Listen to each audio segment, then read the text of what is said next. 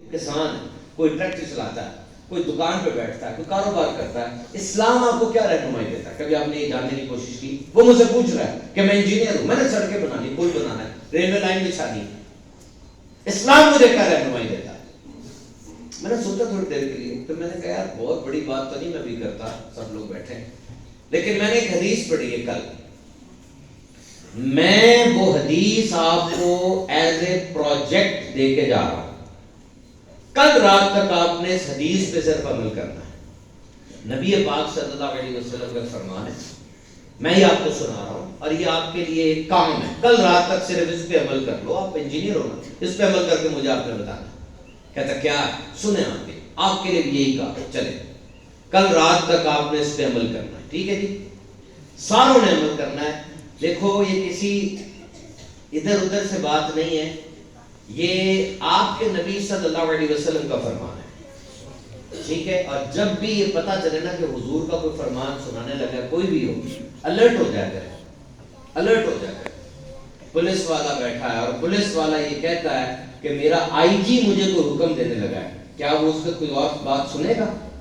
ایک فوجی یہ کہتا ہے میرا جنرل مجھے حکم دینے لگا ہے، ایک ملازم یہ کہتا ہے میرا سیٹھ مجھے حکم دینے لگا ہے، سارے کان اس طرف لگا لے گا۔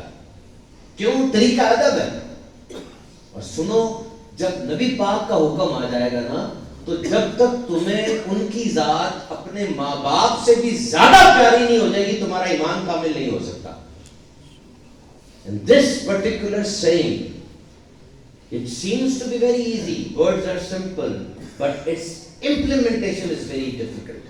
الفاظ بڑے سادہ سے ہیں، ایک لائن ہے صرف، لیکن اس کو عمل کرنا اوئے ہوئے کل تک کا آپ کا پروجیکٹ ہے، ساروں کا، جوان بچے بوڑھے سب۔ سنیں the saying of Holy Prophet sallallahu alaihi wasallam, leave everything which is not of your concern. ہر وہ کام چھوڑ دو جس سے تمہارا تعلق نہیں، لا یعنی کام چھوڑ دو، بیکار کی باتوں میں نہ پڑو، یہ آپ کے حضور کا حکم ہے۔ کیا مطلب؟ تمہیں اس گھر کو جھانکنے کو نہیں کہا گیا، مت جھانکو اس گھر کے اندر، تمہیں اس بات کے اندر جانے کو نہیں کہا گیا، مت ٹٹولو اس کو، تمہارا اس بات سے کوئی سروکار نہیں ہے، کیوں نہ آپ پھنساتے ہیں وہاں پہ؟ شادی نہیں ہوئی ابھی آپ تک، تمہیں سے کیا غرض ہے؟ شادی نہیں ہوئی تو ابھی تک بڑا کما تو بڑے رہے ہو، گاڑی نہیں لی، تمہیں سے کیا غرض ہے گاڑی نہیں لی اس نے؟ فصل تو بڑی ہوئی تھی، پیسہ کہاں گیا؟ تمہیں سے کیا غرض ہے پیسہ کہاں گیا؟ تمہارا مسئلہ تو نہیں ہے نا یہ، تو کیوں جاتے ہو اس طرف جب تمہیں کہا ہی نہیں گیا؟ وہ عورتوں کی باتیں ہو رہی ہے، جا کے وہاں بیٹھ گئے ہو، تمہارا مسئلہ نہیں ہے، وہ عورتوں کا مسئلہ ہے، کیوں بات کر رہے ہو ادھر جا کے؟ لا یعنی باتوں میں نہیں پڑھنا، نو، irrelevant, this is irrelevant, this is not relevant۔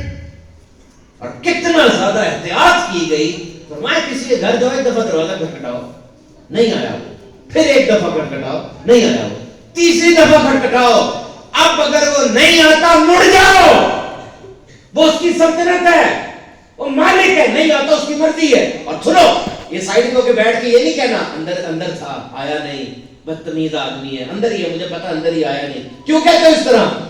اس کی مرضی، وہ نہیں آیا، کیوں ٹٹول رہے ہو؟ چلے جاؤ یہاں سے۔ کتنی پیاری بات ہے، سوچئے ذرا، اگر صرف اس ایک بات پہ میرا آپ کا عمل ہو جائے، بتائیں کتنی ٹینشنیں دنیا کی دور ہو جائیں، کتنی دوستیاں بحال ہو جائیں۔ ایک سیانا آدمی تھا، اس کے پاس کوئی آیا، آ کر کہتا ہے میں تجھے تیرے دوست کے بارے میں ایک بات بتاؤں۔ کہتا سن لیتے ہیں تیری بات، لیکن تیری بات 3 دروازوں سے گزر کے میرے تک آئے گی۔ اچھا کیا؟ کہ پہلا دروازہ مجھے یہ بتا جو تو بات میرے دوست کے بارے میں مجھے بتانے لگا ہے، یہ بات سچی ہے؟ کہتا ہے سچی کا تو نہیں پتا، سنی سنائی ہے۔ سچی نہیں ہے نا اس کا مطلب، سنی سنائی۔ اچھا تو میرے دوست کے بارے میں سنی سنائی بات بتانے لگا ہے، چل دوسرا دروازہ، کیا یہ بات اچھی ہے؟ کہ نہیں بات تو بری ہے۔ کہ نہیں بری بات، سنی سنائی میرے دوست کے بارے میں بتانے لگا، چل ابھی تیسرا دروازہ باقی ہے، یہ بتا کہ کیا اس بات کا مجھے فائدہ ہے؟ کہتا نہیں فائدہ بھی کوئی نہیں، کہیں ایسی بات جو کہ سنی سنائی ہے، بری ہے اور مجھے فائدہ بھی کوئی نہیں ہے، نہ بھائی میں تجھ سے نہیں سنتا، چلا جا۔ لگا دو اپنے ٹیبل کے اوپر لکھ کے لگا دو کہ یہاں پہ کسی تیسرے بندے کے بارے میں بات نہیں ہوگی۔ لگا دو اپنے آفس کی ٹیبل پہ، اپنے دکان کے اوپر لگا دو یہاں پہ کسی تیسرے بندے کے بارے میں بات نہیں ہوگی، بس۔ نبی پاک صلی اللہ علیہ وسلم نے صحابہ سے فرمایا، کہا یہ تو مجھے تیسرے بندے کے بارے میں نا بات نہ بتایا کرو، میں چاہتا ہوں میں قیامت کے دن اللہ کی بارگاہ میں پیش ہوں نا، میرا دل تم سب سے صاف ہو۔ کیا شان ہے!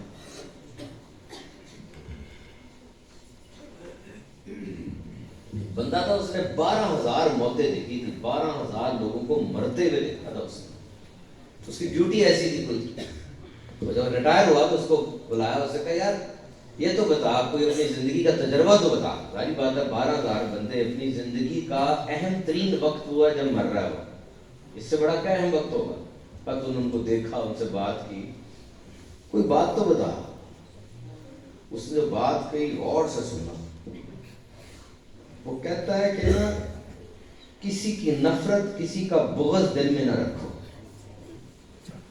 کہتا کیا مطلب؟ کہتا تم گٹھری پکڑ کے بوری بناتے رہتے، اس میں نفرتیں ڈالتے رہتے روز، اور بوری بھاری ہوتی جاتی، تم سمجھتے ہو زندگی میں آگے جا کے وہ پھینک دوں گا، لیکن زندگی ایک دم ختم ہو جاتی، تمہیں پتہ ہی نہیں چلتا۔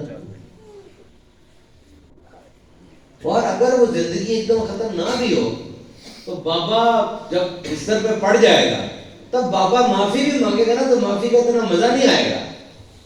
کہتا میرے پاس ایک بندہ مر رہا تھا، کینسر کا مریض تھا، پھر اس کو جلا دینا تھا ہم نے، بس مر رہا تھا، تو اس نے مجھے ایک دن لا کے کہا میرے بھائی کو بلا دو، دلی میں ہوتا ہے وہ، اس کو بلا دو، تو میں نے اس کی زمین کا ایک وہ کھایا تھا، تو میں اس کو معافی مانگنا چاہتا ہوں۔ اس کے بھائی کو فون کیا، کہتا ویسے بھی مرنے لگا، میں نے کہا کرنا مر جائے گا میں خود ہی لے لوں گا زمین۔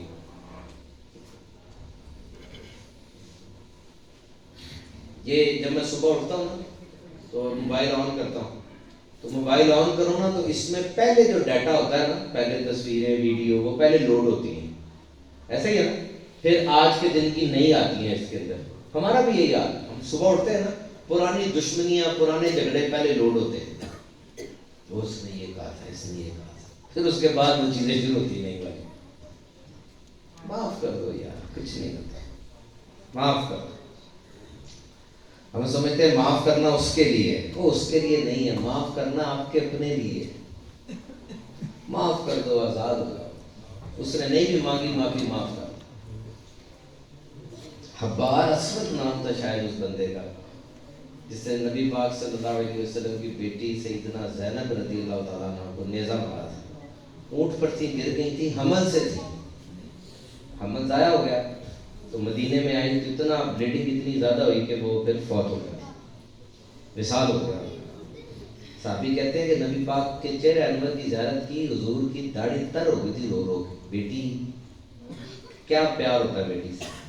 جب مکہ فتح ہوا، وہ حبار بن اسود نا نقاب کر کے آیا پیچھے سے، اور آ کر کہتا ہے اے مسلمانوں کے نبی، اگر حبار بھی آ جائے گا آپ معاف کر دیں گے؟ آپ سب کو معاف کرتے جا رہے ہیں، اگر وہ آ جائے آپ کے پاس تو معاف کر دیں گے؟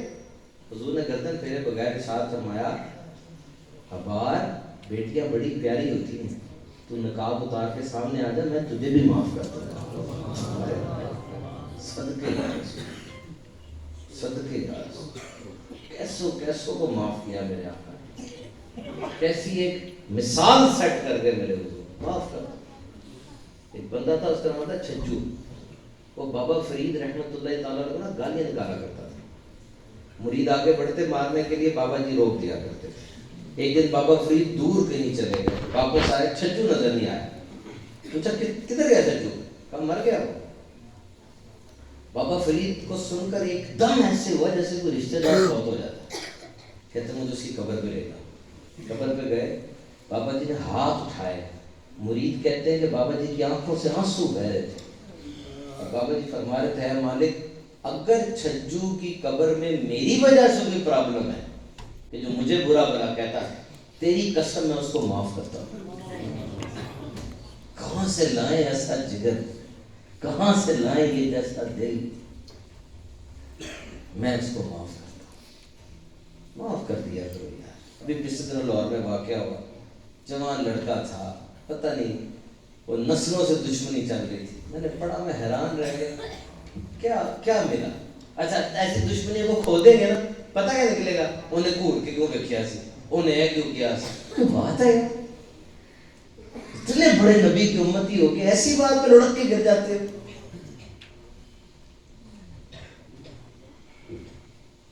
بڑا ضرور اپنے بیان کو ختم کرنے کی طرف لاتے ہیں۔ آخری بات میں آپ سے عرض کرتا ہوں، میرے محترم سامعین کرام، آج کی رات بہت سے آپ سبق لے کر جائیں گے، ایک سبق ضرور لے کر جائیے گا۔ سب سے پہلی بات تو میں نے آپ کو بتایا کہ نیگیٹو اور شیطانی کاموں سے بچیں۔ آج کل سوشل میڈیا اتنا اسٹرانگ ہے، آپ سب کو پتہ ہے شیطانی کام کیا ہے کیا نہیں ہے۔